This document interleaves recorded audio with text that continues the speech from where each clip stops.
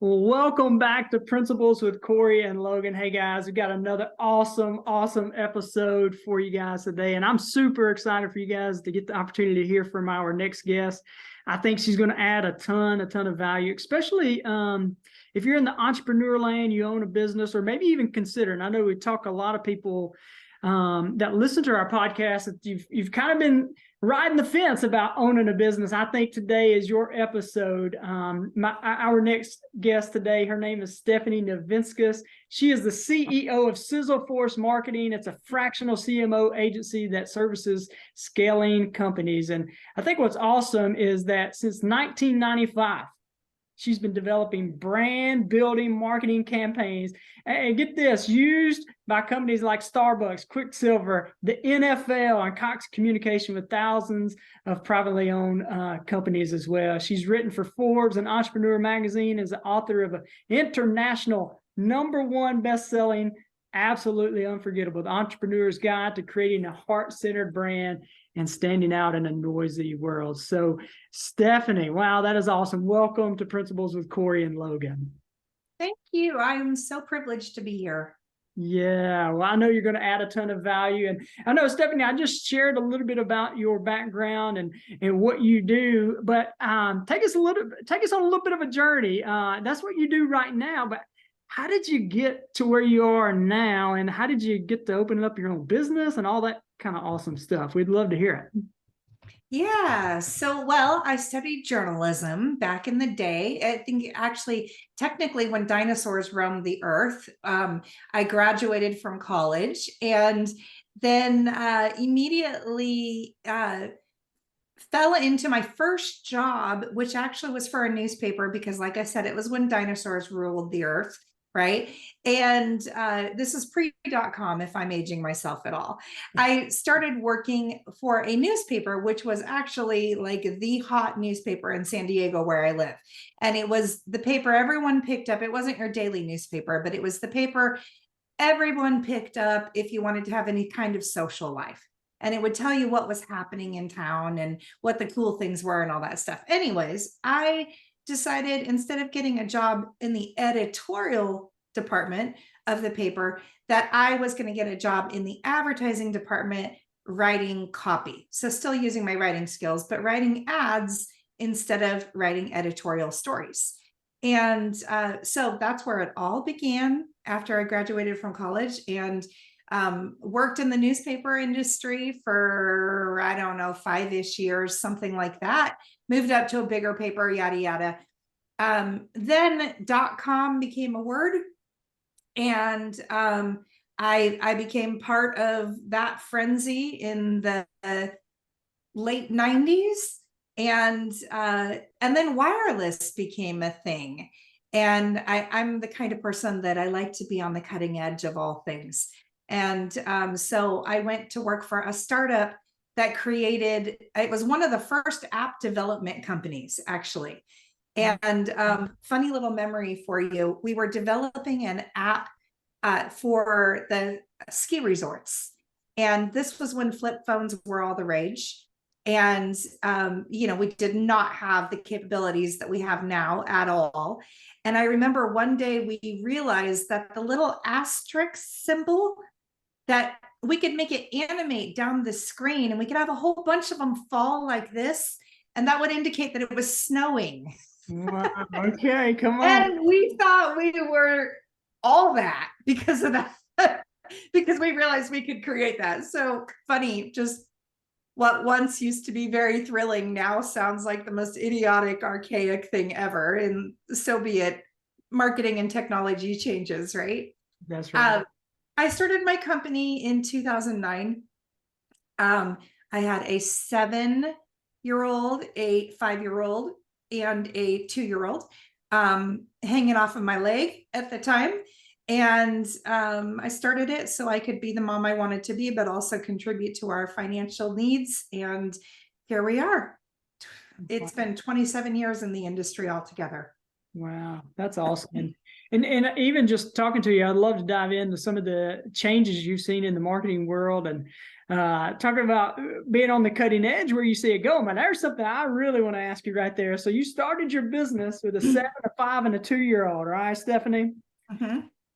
I've kind of been there. I know what that's like to, I'm assuming before you made that decision, you were working a job, I would assume, and you had the paycheck that was coming in. Can you take us to that decision right there? And what was it that inspired you to step across the line into entrepreneurship? Well, I will tell you the really defining mark was when I got to a point in my career where I was doing so many exciting things, but they didn't align with my personal values all the time. Yeah. And there was one particular campaign that I was asked to run that just did not sit with me, right? And I felt like I was being really inauthentic to my own values in the name of profitability for the company. And just had a real moral kind of moment. And I was like, well, what's more important to me? And I decided my values were more important. Yeah. And so that was that. It wasn't like an intentional, it wasn't a dream to always own a business. It wasn't, I didn't carry this for 20 years and say, someday. It was more like, okay, so now what? Yeah. And I kind of have always just been a self-starter and a get her done kind of person. And I was like, well, why not this? Yeah. And that's how it started. Wow, that's awesome. And so just curious, was it successful from day one? Well, success can be defined in many ways. Yeah.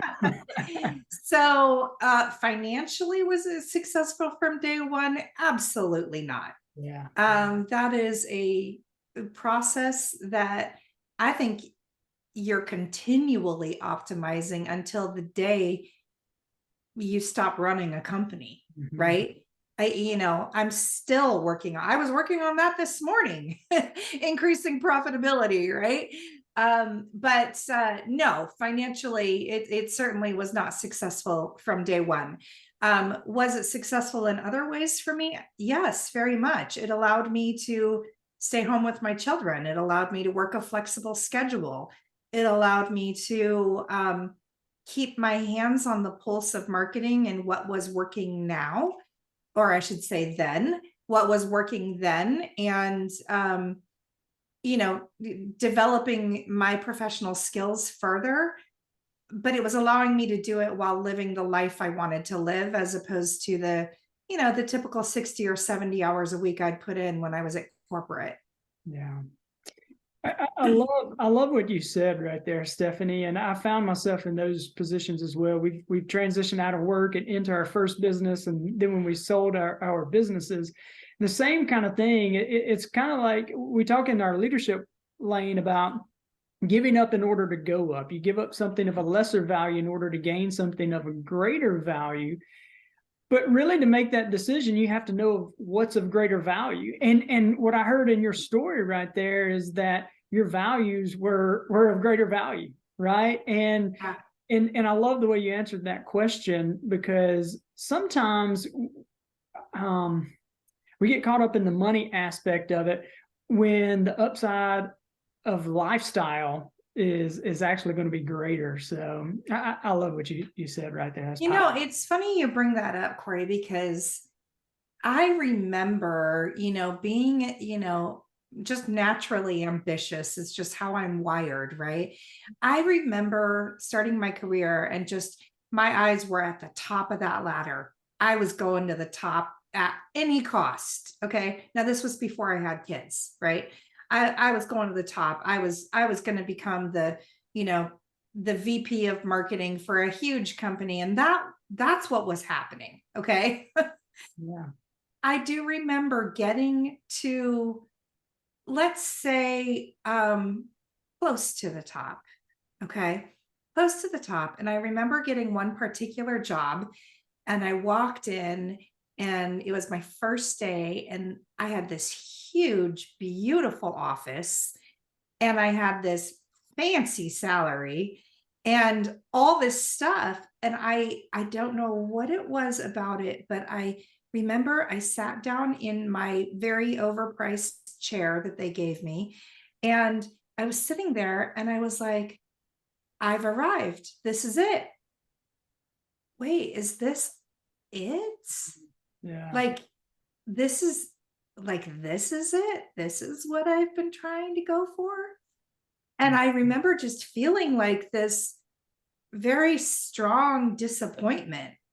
Like, I thought it was going to be different than this. And this is on the first day, right? I was like having this emotional like dialogue inside, like, oh, and yeah, let's just say I didn't last too long there, right? And I was just like, there's so much more to life than this. And to me, I always think about, like, when I'm an old lady sitting on a porch and a rocking chair looking back on my life, am I going to say, I'm so glad I worked 80 hours a week? Or am I going to say, I'm so glad I got to invest in my family and my friends and making the world a little bit of a better place? So there you go. Yeah, that's powerful. I love that. And a lot of people have a hard time making that decision, because in the moment it is tough. You start to do the pros and the cons, but you said you made your decision quickly. And there's something that I like to do in our leadership stuff, is that's help figure out what your values are up front. Whenever you know those values up front, it does make the decisions a little bit easier. You inherently knew what you valued, and you saw that something was going to take you away from the things that you truly value. So that's powerful. I love that. So you got your business. You guys have been blowing and going for a few years, several years now, making an impact. And you kind of touched on it, that you've seen market shift and change. And I'm not going to hold you to this, okay? So what you say next, you're just guessing, right? Uh-oh. So kind of, with what you've seen in the past with marketing, and from the marketing lens, where do you see marketing going kind of right now, the direction right now? I was just kind of curious. I think people are, well, let's talk about the social space of marketing specifically. Okay. I think, as sad as it is, like how our country is divided, right? We're very divided politically, and there's a lot of heat on both sides of the fence, let's say. I think that is going to become a core factor in the decisions people make, as far as where are they going to spend their time, where are companies going to put their advertising dollars, et cetera, et cetera. So, for example, Elon Musk taking over Twitter. Okay, you've got the Elon fans and you've got the Elon haters, right? Right now, there's like a mass exodus of people, advertisers on Twitter, companies that are like, I was reading something the other day, Playbill, the company like that does all the Broadway shows, right? Put out a statement that said, we're out, we're gone, right? And they're one of a bajillion of them. They have tons of employees that are leaving either by will or by force, right? They have tons of users that are like, no way, I'm out. But then they also have this whole new crop of people that are like, I'm here for it, let's go, advertisers and users. And I think that media, it's already been doing this to some extent. You have your Fox group and you have your CNN group, right? And I just think that's going to become even more clearly defined, where people aren't just going to hang out in places because it's where they hang out. I think it's going to be a very deliberate thing of, I'm going to go find my people, and this is where I'm going to spend my time. and this is where I'm going to spend my money, and this is where I'm going to position my company to grow, and so on and so forth. Wow. So yeah, that's what I think we're looking at, especially in this next year. I think we're going to see some pretty radical shifts, and I think there's going to be a lot of movement, a lot of people that have, been on Facebook or Instagram or TikTok or whatever their thing is for X many years. I think there's going to be a lot of movement with people being like, yeah, I'm done with this. I'm going over here. Yeah, that's interesting. And I can kind of see that with what you're saying. It seems to be getting more polar. And from a business perspective, it could help you define your audience, which one to pour your money into if you're advertising, I guess you would say, or speaking to an audience. That's interesting. Well, yeah. And here's the thing.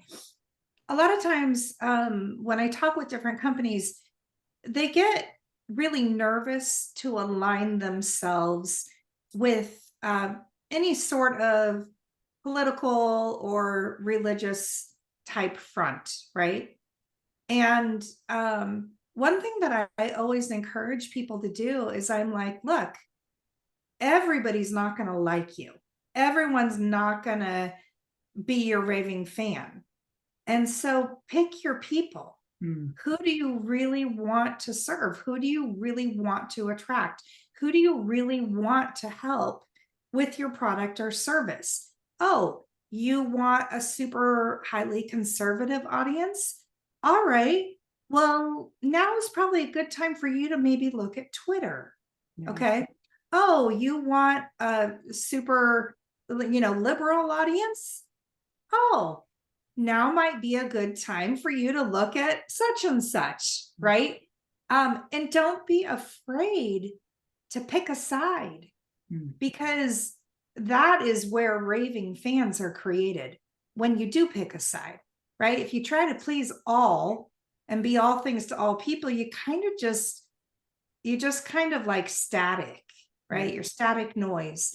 You're not actually creating raving brand advocates, and that is what you want, and that is what creates money. Yeah, that's powerful. I think I heard what is it, Jack Welch, he talked about getting out of the people pile, and that's exactly what you're talking about from a marketing standpoint for businesses. That is really, really powerful of not trying to be all things to all people. I like it. Yeah. So I know you have your own marketing business, and it's a fractional CMO agency. All right. So Stephanie, tell me what that is and how you help business owners or businesses in general. Okay. So in the corporate world, you have something called the C-suite, and the C-suite is the CEO, the CFO, the Chief Financial Officer, the CMO, the Chief Marketing Officer, the CTO, the Chief Technology Officer, and so on and so forth. There's a whole bunch of C-suite positions, right? That's when, we're talking about big corporate. Smaller businesses obviously don't have something like this. They have the business owner, who sometimes will call themselves the owner, the founder, the CEO, depending on, where they came from and what they're familiar with. The CMO, when I say fractional CMO, fractional is a fancy word for part-time. Okay. CMO means a chief marketing officer. It means somebody who is a senior level marketing talent, somebody who is very seasoned, who is able to create marketing strategies, and they're not just fun ideas, but they're backed by data, and they're backed by years and years and years of proven results. Okay, so our agency today is a fractional CMO and implementation agency, which basically means that I come in as the fractional CMO. I'm your senior level marketing talent that's going to set your strategy straight, right? And that could be everything from identifying your ideal clients and really, really doing a deep, deep dive into what makes these people buy, to developing a marketing calendar, to identifying what truly makes you different from everybody else in the marketplace that sells a similar product and service, and so on and so forth. Now, I have an implementation team as well, because it's great to have a plan and it's great to have a calendar, but then you need the people to put the blood, sweat, and tears into making it come to life. And that's everything from, writing your social media posts and creating your graphics, to creating an email campaign, to your website, to your videos, to all the things. And so I have a full staff of marketing experts who provide those implementation services. Wow. So basically you're getting the high level services of a large corporation who would have somebody that's a CMO, that chief marketing operator, for your business, your small business or your department or whatever, but you still get that high quality service at part-time and fractional time, right? Yeah, well, fractional time and a fraction of the cost. Yeah. So what we figured out not too long ago is that an average company is going to invest a minimum of $500,000 a year in having a team like ours, if they have them full-time. Okay, that's not including benefits and bonuses and blah, blah, blah. Okay, it's an obscene a lot of money for most small business owners. Are like, oh, no way, so we come in at a fraction of the time and a fraction of the price. So you can get our entire team, this fractional CMO and the implementation team, for about $120,000 a year, which is the cost of one mid-level marketing manager in most companies. But you can get the whole team. Yeah. And marketing, as anybody who's listening knows, that's what drives the funnel, right? The goal there in any type of marketing is for it to not only pay for itself, but to exceed the money that's going out for marketing. Of course. Yeah. Of course. That's well, awesome. and there's also brand equity, right? So one thing that is important to differentiate is, yes, there are certain activities that drive qualified leads that then can turn into sales. But there's also a lot of value that goes into just building the brand and making sure that people know you exist. Because if people don't know you exist, they can't buy what you sell, right? And so some of it, while it can be more difficult to translate into direct dollars, for example, let's say social media as an example, right? You've got a presence on 3 different platforms, and you're there and you're showing up all the time, right? Do you get paid for it? Probably not, unless you're an influencer, right? If you go on social media and you're constantly saying, buy my stuff, nobody wants to follow you, right? So you're showing up, you're positioning yourself as an expert resource, an expert in your industry, and somebody who really has value to give the world, the people that are interested in whatever it is that you sell. And there's tremendous value in becoming an authority, in becoming a game changer, in becoming somebody that when people think of, oh, I need to work with someone who does blah, blah, blah, you're the first person that comes to their mind.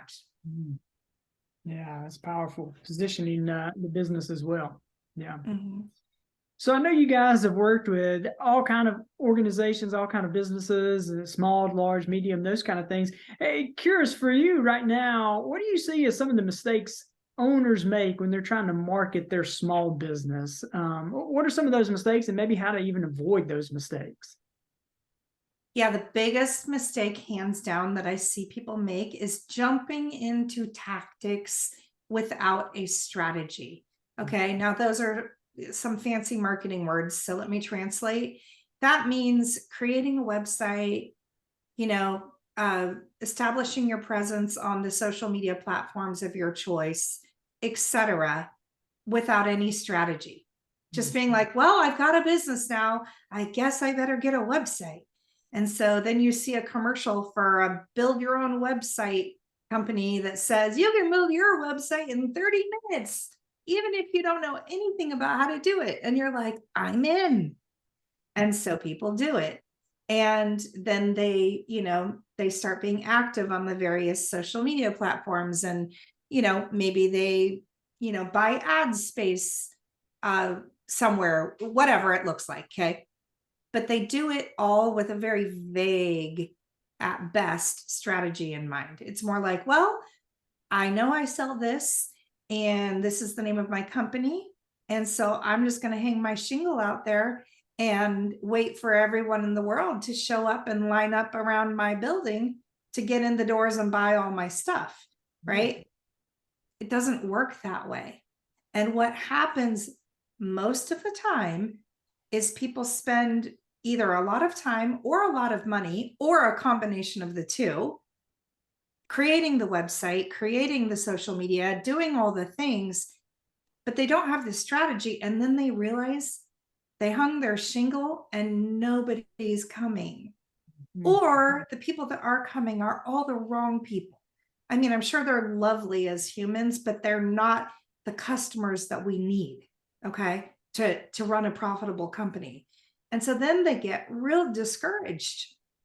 And they're like, but I did my website and I did all the things that the gurus say I'm supposed to do. I did them all. I did them all. Why? Oh my gosh, my business is failing. Forget it. I'm going to go get a 9-to-5, and you spiral down from there. When in fact, if you just slow down and take a few steps back and look at things from a strategic perspective and really plan things out, and then work on improving all the tactics, then you see a massive difference in your results. Massive.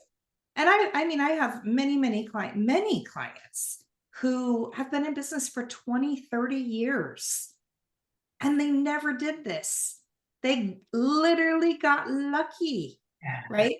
But they also put themselves into some very dangerous situations, right? I can't tell you how many companies I've worked with that are, 80% of their revenue is based on one client that they have. And I'm like, and what happens when that one client pulls the plug?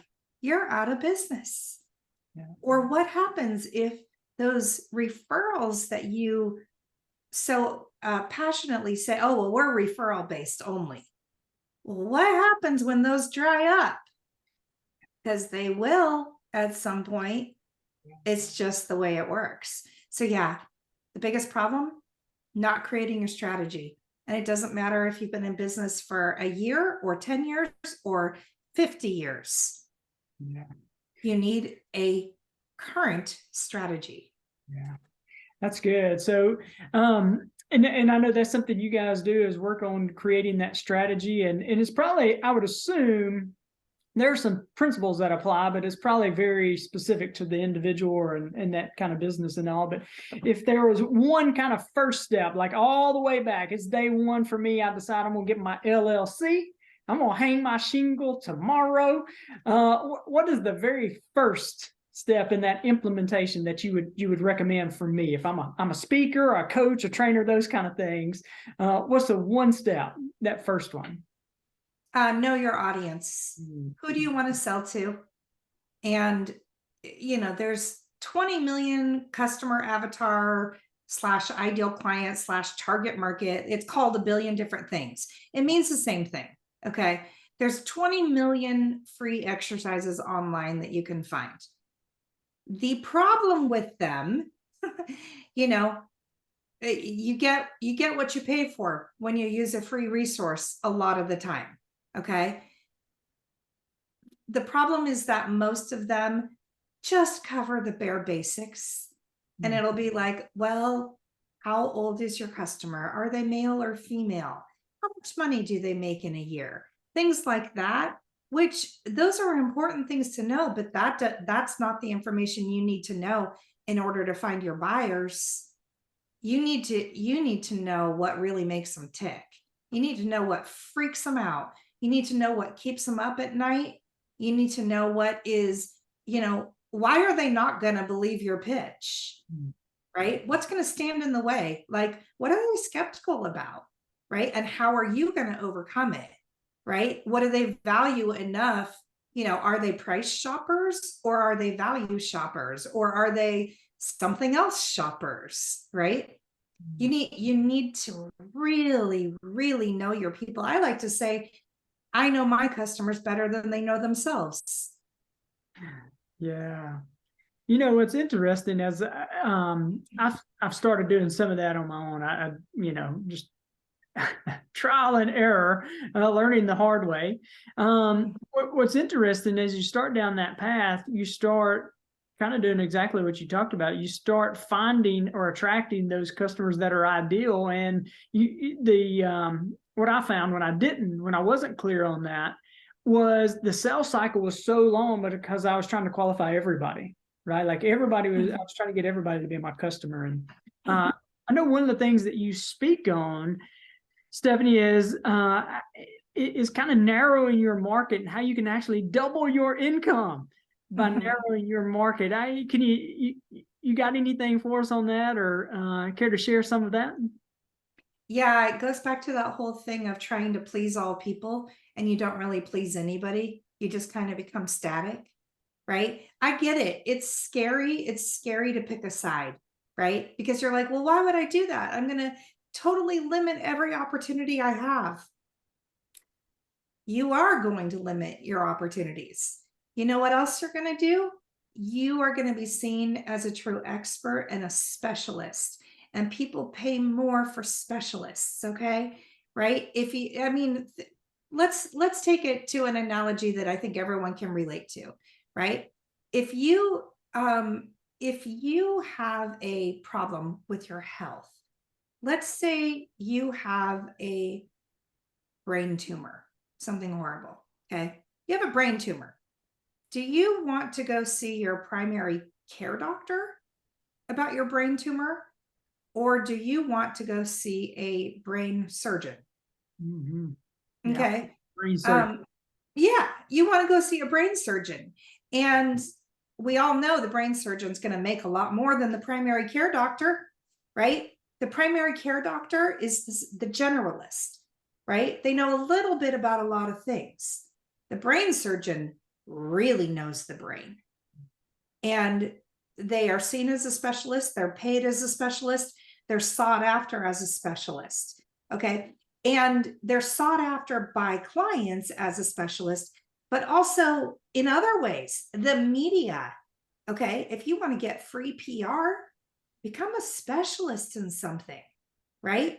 When a journalist is writing a story about something and looking for an expert, they're not looking for the generalist who can talk about everything. They're looking for the specialist that can be like hone in on this one very specific issue. Like my husband owns a company. He owns an architecture firm. And, he could build anything. Could he do a skyscraper? Sure. Could he do somebody's house? Sure. He could do anything. But he doesn't. He focuses on the affordable housing niche. And because of that, there was a story in Apple News not too long ago. And he got featured in this major story, right? He could never have paid for coverage like that, but it's because he's a specialist in this one zone, right? And that can happen to any of us. You become a specialist, yeah, you're gonna limit your market. And that's actually an awesome thing, because you're going to get paid more, you're going to get seen more, and you're going to be viewed more as an authority in that space. Why would you not want that? Yeah, that's powerful. And I think everything you said right there is spot on. It's just sometimes so hard for us as entrepreneurs to grab a hold of that. But what you just said right there is really powerful. You're right. Your husband, he couldn't have paid for that kind of exposure. That is really, Yeah. really good. Well, Stephanie, you have added a ton of value to our listeners, and I know you've got a book. So if somebody were just kind of curious, interested where to get that book, how would they get a copy of that? Yeah, you can, it's on Amazon. You can get it at Barnes and Noble, any of the big bookstores, right? It's called Absolutely Unforgettable: The Entrepreneur's Guide to Creating a Heart-Centered Brand and Standing Out in a Noisy World, which I know is an obnoxiously long title. But you know, marketers got to do what a marketer's got to do to get those keywords in. The main title is Absolutely Unforgettable. You can find it on Amazon. That's the easiest way. Wow, that's good. Well, what about say we've got an entrepreneur listening, somebody that's needing help. They need somebody that's high quality, that's going to help them build their brand, also help their marketing. How do they get in touch with you, Stephanie? Well, thank you for asking. I would love to talk to anyone who is running a company that they're trying to scale. They're actively trying to scale. I will tell you that we are a good fit for companies that are already doing revenue of over $1 million a year. Mm-hmm. So when you're just starting out, you're not quite ready for us. You will get there. I'm sure you will, but you're not quite ready at that point. We're going to cost too much and you're going to freak out. But when you get to that point of, our sweet spot are companies that are doing 2 to 10 million in revenue every year. And when you get to that spot, you can find us at SizzleForce.com. Sizzle like bacon, force like may the force be with you. And, if you're not at that over 7-figure mark right now, by all means, check out our blogs. We write some killer blogs that will help you get there, right? That'll help you get there. And so SizzleForce.com. Also, if you just want some help figuring out what you should do right now to market your company, right? I mean, because there's a million things you could do, but what should you do is the $1 million question. I have a quiz that will help you figure that out, and it's free, and you can find it at SizzleForce.com/quiz.